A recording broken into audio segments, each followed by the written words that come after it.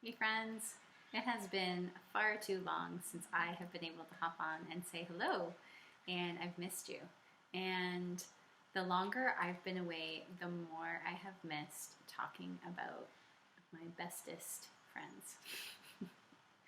And so today was the perfect opportunity to hop on because I just feel so light and so free and like I have so much time. So we're going to start at the beginning and we're going to talk about what an essential oil actually is. Now, it's important to keep in mind that we are only talking about doTERRA essential oils and a very, very tiny subsection of this market, because the sad truth is most essential oils that you will see on the market are not therapeutic, are not the quality that doTERRA and maybe one or two other brands represent. So when we're talking about this stuff, you have to keep in mind that we're only talking about this very, very tiny subsection because the information just doesn't apply to things that aren't real essential oils, that have been adulterated, that have been compromised in any way. So real essential oils are simply the aromatic compounds extracted from plants. So when you go pick tomatoes or basil in the summer and your hands smell like the plant, that is the plant's essential oils. The little sacs have burst and you are smelling the plant's essential oils on your fingers. So we encounter essential oils every day, all the time. If you ever ate a fruit, a vegetable, an herb, you've eaten an essential oil. So they're called aromatic compounds because they have a smell. They're aromatic. They're called volatile aromatic compounds because they evaporate quickly. But that's not really super important. They come from the leaves, the flowers, the stem, the bark, the roots, the seeds, and in the case of the citrus fruit, the pith of these plants. And when they're properly extracted, when they are using the absolute finest methods to extract these essential oils, that's all you get, is just these pure plant essences. Really a magical thing. And we use them to enhance our beauty, our health, the flavor in our foods, and each bottle, each unique essential oil, so this one that I'm holding is tangerine. So tangerine by itself would have hundreds of different chemical compounds within it. I think the lowest amount of compounds in any oil is about 15. I think the most is around 150. So it can have any number of compounds in that range unique to that plant. And it will even vary based on the soil, the weather, when in the plant's life cycle the plant material was harvested before it is extracted, how long the plant has sat before it's been extracted, how it was distilled or pressed to get the oil. All of these things will affect the constituents in your bottle. And that makes essential oils pretty special and unique. You can control those factors to an extent, right? You can grow your essential oils in its native climate or in the proper climate for it. You can minimize toxins, or you can minimize the number of unwanted impurities in your oil, but you can't control the weather. You can control the soil to an extent, but you can't control the weather. You can control when you harvest the plant. You can control how you manage and distill the plant material or press the plant material. So there's a certain element of control that allows you some consistency in what ends up in this final bottle. And one of the things that I absolutely love about doTERRA is they have this serial number on the bottom. So when you go and enter this serial number into the Source to You website, you can actually see a GCMS report by an independent third party, the Aromatic Plant Research Council. It'll tell you every single chemical compound in this oil. So you can see exactly what's in the oil. There is complete transparency. And I don't know of any other company that does this. And it just reinforces my confidence and trust in the brand. So hundreds of chemical compounds in each essential oil that makes it unique. And this is what gives them their unique characteristic. It's why oranges smell like oranges. It's why tangerines smell different than oranges. It's why basil smells different than tangerine.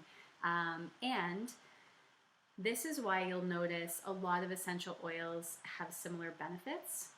Part of this is because when you sell a product, you're not allowed to make medical claims. So some of the really deep, fascinating stuff that essential oils do, we can't really talk about publicly.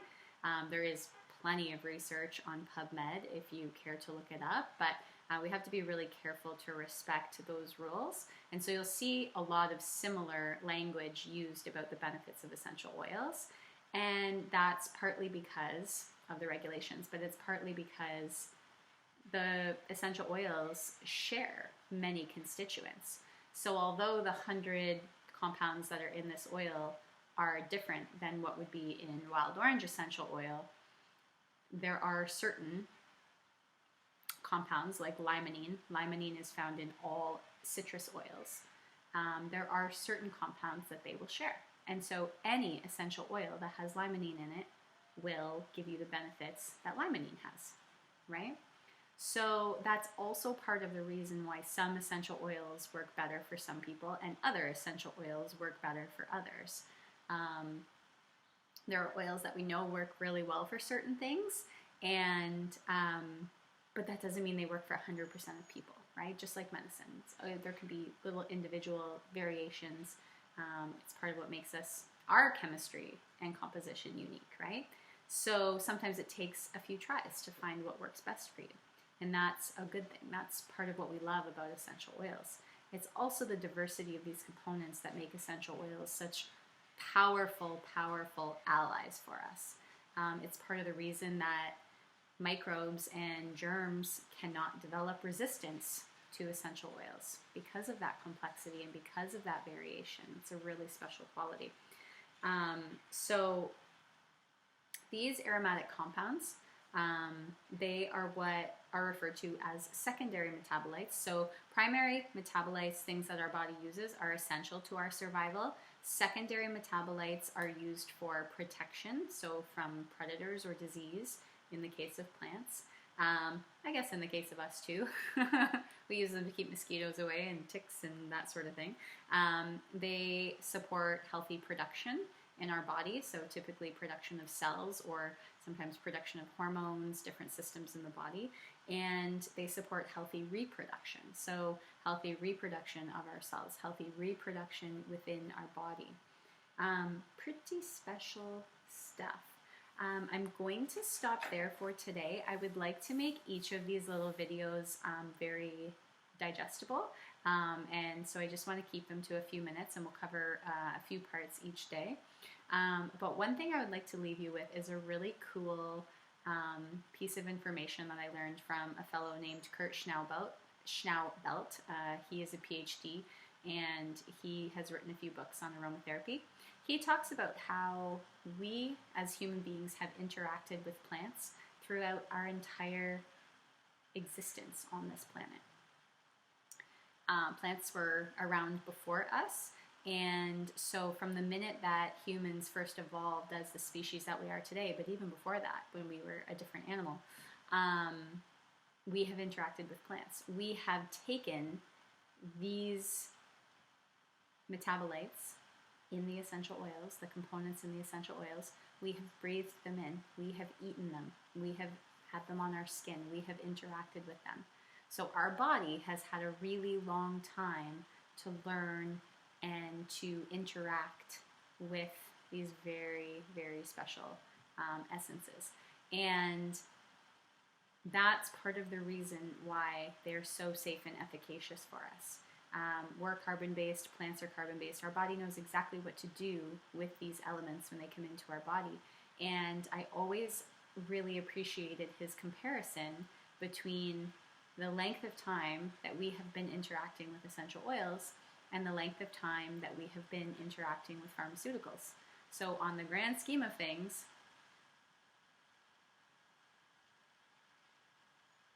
oh my God, that's so funny. My Facebook just crashed the minute I said the word pharmaceuticals. Is that a coincidence? I don't know, but it's questionable. So anyway, on the grand scheme of things, we have been interacting with pharmaceuticals for maybe 50, 60 years, and we've been interacting with plants and the essential oils within them for hundreds of thousands of years or more. So that's not to say there's not a place for pharmaceuticals. There certainly is. There is, Western and traditional medicine can work very well together. But I always found that very fascinating to keep in mind, that on an evolutionary time scale, essential oils have been around forever, and pharmaceuticals have been around for just the blink of an eye. I'll leave you with that. Have a wonderful day, friends. It's been nice to see you again, and I will see you soon.